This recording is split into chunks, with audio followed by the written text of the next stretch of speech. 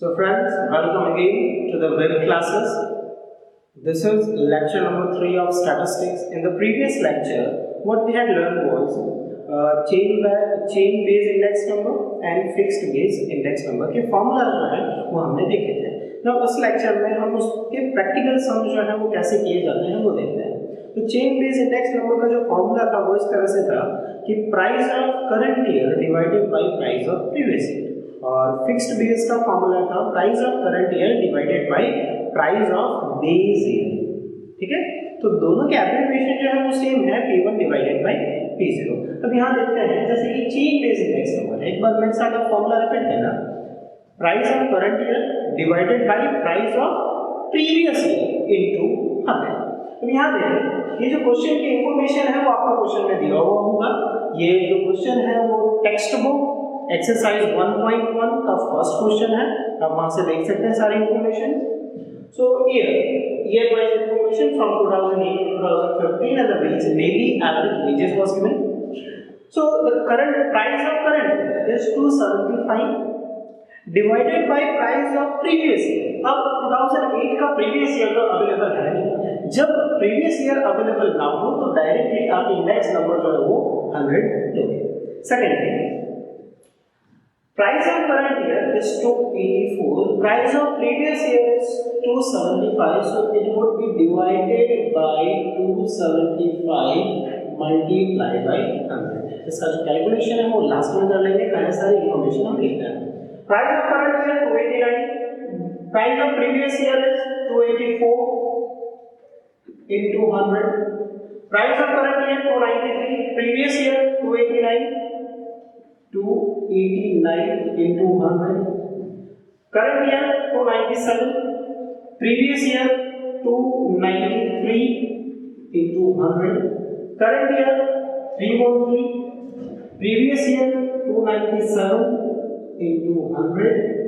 328 divided by 313 into 100. 345 divided by 328 into 100. Last work जो है वो कैलकुलेट करता है. सो इसके मैं डायरेक्ट आंसर जो है वो देख कर लिख रहा हूँ.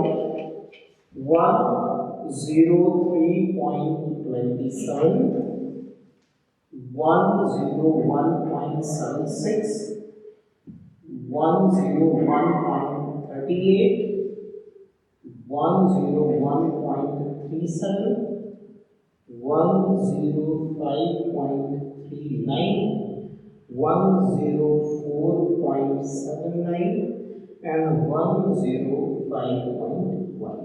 तो फ्रेंड्स इसमें हमने जो डिवाइड है वो प्रीवियस ईयर के साथ किया है. जब भी आप प्रीवियस ईयर के साथ डिवाइड करते हो तो इसका कंपैरिजन आप सिर्फ लास्ट ईयर के साथ कर सकते हो. समझ में आ रहा है? जैसे कि अगर ये 105.18 है तो इसका मतलब ये है कि 5.18% increase in the price in 2015 as compared to 2014. तो शॉर्ट टाइम पीरियड का अगर कंपैरिजन करना है तो चेन बेस इंडेक्स जो है वो सुटेबल है. अब चलते हैं फिक्स्ड बेस इंडेक्स पे.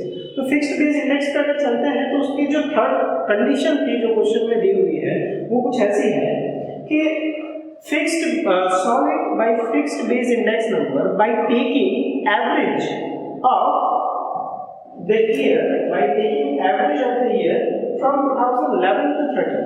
तो 11, 12 and 13 के प्राइस का जो एवरेज है वो हमें यहाँ पर लेना है. देखो 2011, 12, 13. 11 की प्राइस है 293, 12 की है 297 और 13 की है 313. तो आप देख सकते हैं कि यहाँ पर मैंने प्राइस दी हुई है 293, 297 एंड 313. तीनों का एडिशन करके डिवाइडेड बाय 3 करोगे तो इसका एवरेज आता है 301. So now each value will be divided by 301 क्योंकि इसका फॉर्मूला क्या है? Price of current year divided by price of base year, and base years price is 301 which is the average of 3. So it would be divided by 301 into 100. Same 301 into 100, 301 into 100, 301 into 100, 301 into 100, 301 into 100, 301 into 100 and 301 into 100। तो ये सारी information आपने लिख ली। इसके बाद का जो काम है वो कैलकुलेटर का है। आप कैलकुलेटर पिक कर सकते हो, फटाफट कैलकुलेशन जो है उसका आंसर जो है आपको लिखना है। The answer is 91.36, 94.35, 96.01, 97.34, 98.67, 103.99, 108.87, sorry, it's 97 and 114.62। तो ये जो है हमने कंप्लीट किया फिक्स्ड बेस मेथड से। ये लॉन्ग टर्म के कंपैरिजन के लिए ज़्यादा बेस्ट है। मतलब अगर आप डायरेक्टली 2015 का कंपैरिजन 2008 के साथ करना चाहो तो आपको फिक्स्ड बेस इंडेक्स लेना है, और अगर आप करंट ईयर का कंपैरिजन लास्ट ईयर के साथ करना चाहते हो तो चेन बेस इंडेक्स नंबर लेना है। तो मेरे ख्याल से ये जो मेथड है वो क्लियरली सभी को समझ में आ गई होगी। सो आज के लिए इतना ही। Stay home, stay safe, thank you.